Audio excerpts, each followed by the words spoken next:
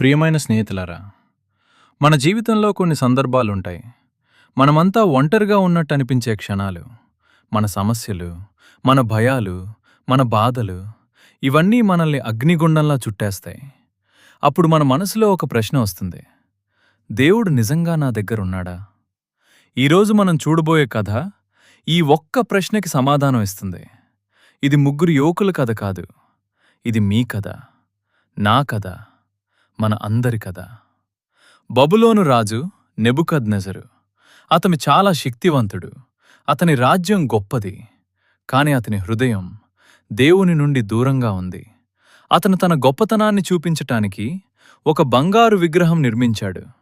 అది అతని గర్వానది, అతని గర్వానికి చిహ్నం. అతను ఒక ఆజ్ఞ ఇచ్చాడు.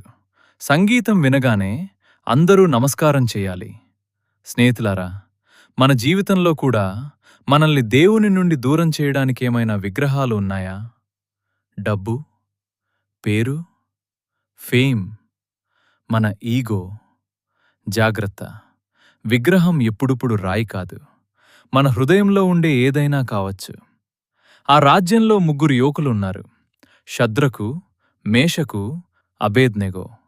వాళ్ళు బబులోనులో ఉన్నా వాళ్ళ హృదయం దేవుని దగ్గరే ఉంది. సంగీతం మొదలైంది. అందరూ నమస్కారం చేశారు. కాని వాళ్ళు కాదు. ఎందుకు? వాళ్లకు దేవుడు నిజం, విగ్రహం కాదు. స్నేహితులారా, విశ్వాసం అంటే సులభమైనప్పుడు దేవుణ్ణి నమ్మడం కాదు, కష్టం వచ్చినప్పుడు కూడా దేవుణ్ణి వదలకపోవటం. ఈ ముగ్గురు యువకులు బందీలు. వాళ్ళ దేశం పోయింది, వాళ్ళ కుటుంబం దూరమైంది. కాని ఒకటి మాత్రం పోయలేదు, వారి విశ్వాసం. వాళ్ళు మనుషులే, వాళ్లక్కూడా భయం వచ్చింది. మనం బ్రతుకుతామా? ఇది చివరి రోజు అవుతుందా? కాని వాళ్ళు భయాన్ని కాదు, దేవుని ఎంచుకున్నారు. ఇదే నిజమైన ధైర్యం. రాజు కోపంతో మండిపోయాడు. నమస్కారం చేయండి, లేకపోతే అగ్నిలో పడేస్తాను. వాళ్ళు ధైర్యంగా చెప్పారు, మా దేవుడు మమ్మల్ని రక్షించగలడు, కాని రక్షించకపోయినా మేము నమస్కారం చేయము. ఇది విశ్వాసం. రాజు ఆజ్ఞ ఇచ్చాడు, అగ్నిని 7 రెట్లు వేడి చేయండి. మంటలు భయంకరంగా ఉన్నాయి. వాళ్లను కట్టేశారు, అగ్నిలో పడేశారు. కాని వాళ్ళు కాలిపోలేదు. వాళ్ళు నడుస్తున్నారు. మంటల మధ్యలో శాంతిగా. వాళ్ళు గమనించారు, వారి కట్టులు విడిపోయాయి. వాళ్ళు స్వేచ్ఛగా ఉన్నారు.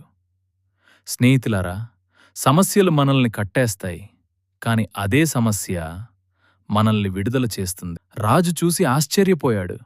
3 మంది కాదు, 4 ఉన్నారు. ఆ 4వ వ్యక్తి దేవుని కుమారుడిలా ఉన్నాడు. స్నేహితులారా, మీరు అగ్నిలో ఉన్నప్పుడు మీరు ఒంటరిగా లేరు. దేవుడు మీతోనే ఉన్నాడు.